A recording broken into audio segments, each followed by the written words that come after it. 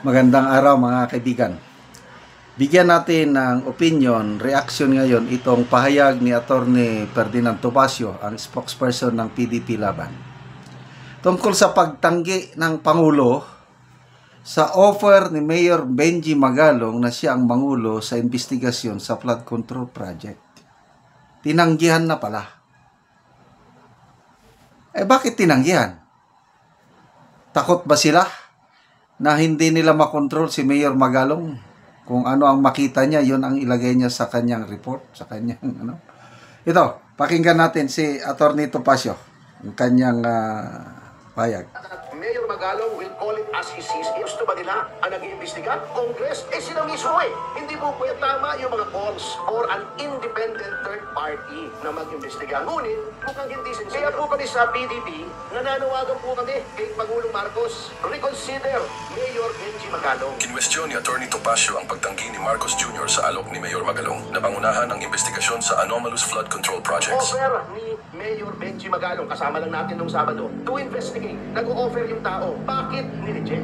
Ni-reject. Ba sila na hindi kayang kontrolin si Mayor Magalong? Sapagkat ang Board of Inquiry ng PNP o di Mama sa Pano Massacre, yung kung makikita ninyo, if you watch my movie Mama sa Pano sa Netflix, still showing, may libreng vlogging na rin, pasensya na kayo. Pinakiusapan po si Mayor Magalong na huwag nang idawit ang pangalan ni Pangulong Aquino doon sa primarily responsible sa Mama sa Pano, but nonetheless, at the risk of his career, he was on the inside track sa Chief PNP. Sinabi pa rin niya, it cost him the chiefship of the PNP. At doon lumabas yung kanyang famous saying na sometimes you have to choose between career and conscience. When you retire, your career is over but your conscience stays with you for the rest of your life. Takot pa sila that Mayor Magalong will call it as he sees it? Gusto ba nila ang nag-iimbestiga? Congress, sila mismo Hindi po pwede. Kaya tama yung mga calls for an independent third party na mag-imbestiga. Ngunit, mukhang hindi sincere. Kaya po kami sa PDP, takot pa sila that Mayor Magalong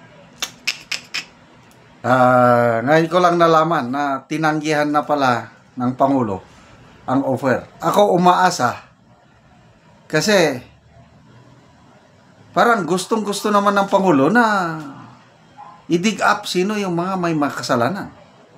Gusto niyang mag-iwan ng legacy. Sabi nga ni Jose Claire Castro na bigyan natin ng pagkakataon ng Pangulo na labanan ng korupsyon dahil yan ang legacy na gusto niyang mangyari before he will leave the office of the President. O ako, umaasa ako, bigyan ng pagkakataon ng Pangulo na ipakita ang kanyang strong leadership. Nasimulan niya na, magandang simula Mahiya naman kayo, ang gandang simula. Ito yung binulgar niya ng mga top 15 contractors, top 10 provinces na nakakuha ng flood control projects. Hindi naman yun yung mga top 10 flood prone areas.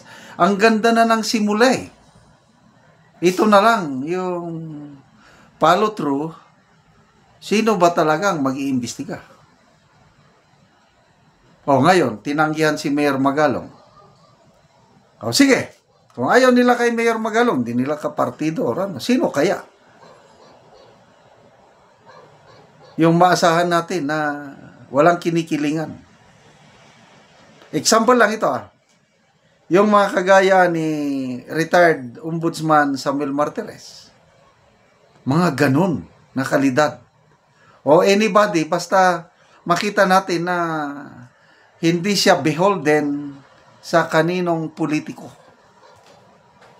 Third party nga independent. Importante yung mangulo.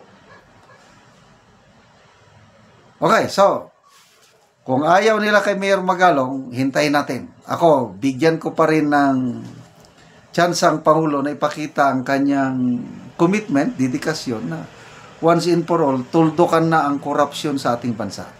May nabasa kong post na naman yung economics sa PH, parang ganon, London-based think tank, strategic firm. Pinuri niya ang buwelo ng PBBM admin when it comes to economic, kasi nami-maintain yung economic growth, although hindi kasing taas as projected. at least okay pa rin. Kaya lang, sayang yung ganong ganansya dahil nahahaluan ng too much corruption and awayan sa politika. Yun ang ating imbes na buwelo na sana ang ating pag-asenso, maiwasan ang corruption, iwasan ang bangayan sa politika. Kasi ang makikinabang yan, taong bayan eh. Kaya lang, kulang ang pansa korupsyon eh. O ano yung Makati Business Club, nagsalita na. Yung nagre-reklamo na maraming negosyante dahil may mga bribery daw, extortion, mga red tape sa gobyerno ngayon. So, apektado, hindi lang mga foreign investors, pati mga local investors nagre-reklamo na dahil sa korupsyon.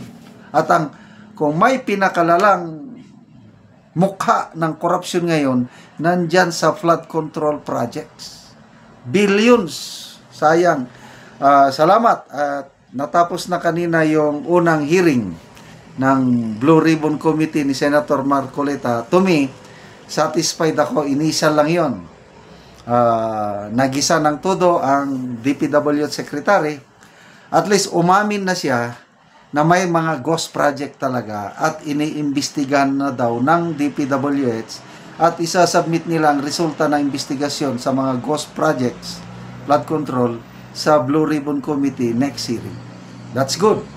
So, kung nag-iimbestiga ang DPWH, ano yung sinasabi ng Pangulo na hindi pwede ang DPWH mag-imbestiga, somebody daw o some other group? Sino yun?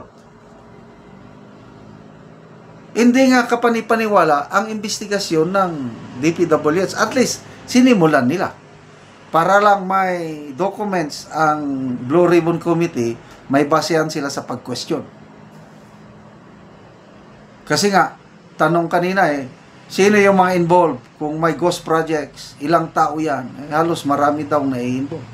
Kasi ghost project.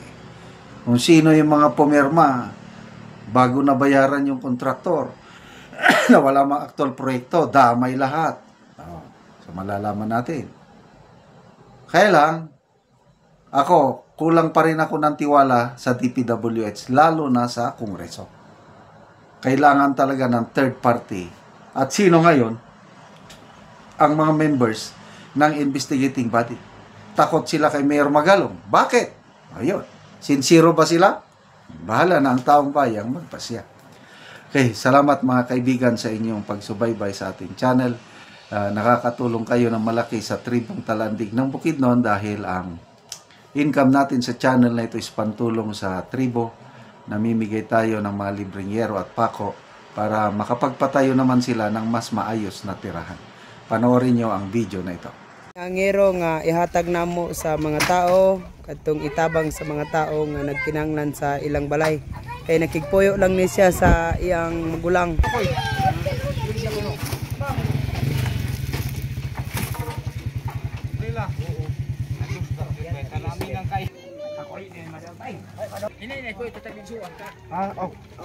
Salamat sir sa sen kay magyatag sa kuha.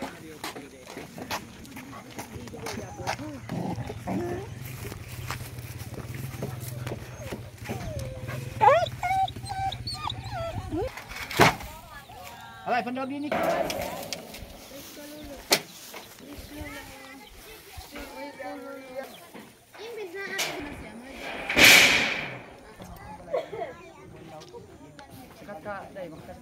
Tabangan o gero ika-37 na ni kabalay dinhi sa Tin City nga nakatabang. Atras. Atras ka. Apa bande ka? Dito ka tagsugo di ay. Ini niya. Tempo na. Atras. Atras ka. Kuan lang. Okay po ara pa duay. Duay kami pulo. Bilang iyo. Hari bayay. Bayan sa kanat. Karon humanagyod sa pagtutok ang ihatag namo nga yero. So nakabalay na gyud ang nahatagan na mo gyud. Jen, di ni ka mandaw. Salamat sa Ginoo. og ay salamat sa Ginoo ug nakabalay na gid ko. Samot sa nagtabang sa Oo. Nagtabang. Ay isa pa unti. Sabi na sa nagtabang sa sin. Oo. Salamat sa Ginoo nga nakabalay ko. Ug tungod sa iya nakabalay ko karon. Kay Tulo na katuig. pag-ipon na nako. Nagkigpuyo lang kasi mong igsuon. Sige, salamat kaayo.